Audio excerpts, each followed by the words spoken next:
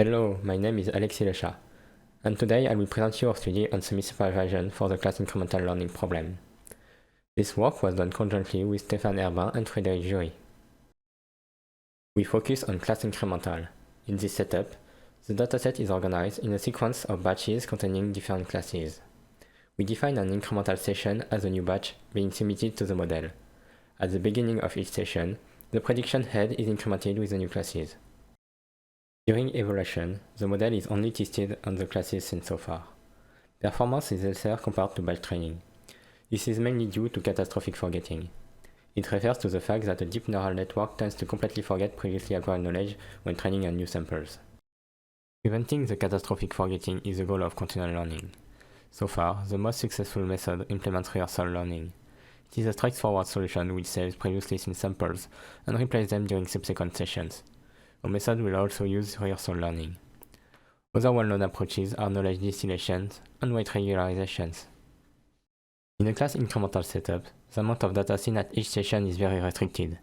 This limits the quality of the representation that can be learned by the model. Our goal was to find a way to regularize the representation space for incremental learning. We designed our method based on a standard rehearsal algorithm with the additional hypothesis that unlabeled data can be accessed during training. These unlabeled data are leveraged using a self-supervised task in parallel to the main incremental task. The key idea behind this approach is that unlabeled data can be collected at a low cost, in order to build a large self-supervised task. The model will have to maintain a consistent performance on this self-supervised task through the continual process. Thus, we can use it as a regularization against catastrophic forgetting. Also, the additional visual diversity affords the model to learn better representations. This means a direct enhancement in the performance, and we conjecture that the quicker and efficient representation space is learned, the less updates the encoder will need when learning new classes. This further helps to stabilize the model. Lastly, in accordance with the self-supervised literature, it reduces the requirements on labeled data. Here is an overview of our model. It is based on an adversarial autoencoder. During training, it takes as input a mix of labeled and unlabeled images. The optimization of the model can be summarized in 3 steps. First, the core of the model is an autoencoder, meaning that self-supervision comes from image reconstruction. This step relies simply on a standard reconstruction loss to trace both the encoder and the decoder. As we can see here, the latent space is split into 2 vectors, y and z. With an adversarial training, we impose a prior on both of them. Y is a class encoding vector, it must follow a categorical one-hot distribution. On the other hand, z encodes the style and must follow a Gaussian distribution. The constraint on y forces the model to attribute a label to each unlabeled data. Another way to see it is that basically, the combination of the reconstruction loss with the adversarial training builds a self-supervised clustering with C clusters. Finally, we also incorporate the labels coming from the incremental task. A standard cross-entropy loss is applied to the output wide of the encoder. The specificity is that since we have C clusters available, we have to match classes with clusters. To do so, we assign each label to the highest responding cluster when first encountered. This allows the model to exploit the clusters already learned with self-supervision, especially when the unlabeled data contains samples related to future classes. We showcase results on 2 datasets, MNIST and STL10. For both datasets, we learn 2 classes at each session. Our method also requires unlabeled data. For MNIST, we pick emNIST, an extended dataset of manuscript characters containing both letters and digits. For STL10, we directly use the unlabeled data provided in the dataset.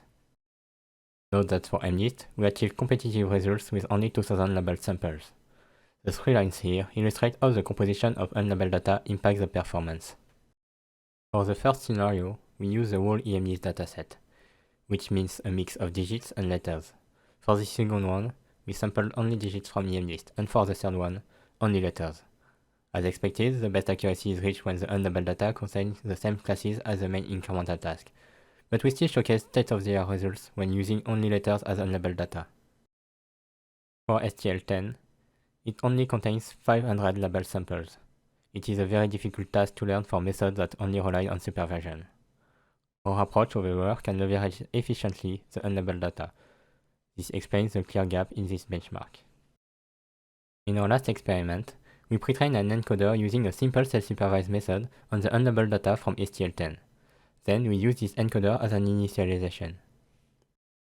Compared to the previous table, all the methods here benefited from better representation, with an overall increase superior to 10% in average accuracy. This reinforces our intuition that learning better representation early on will help with the incremental learning. However, our method still prevails. We assume that our model benefits more from leveraging the unlabeled data during the incremental process thanks to semi-supervision.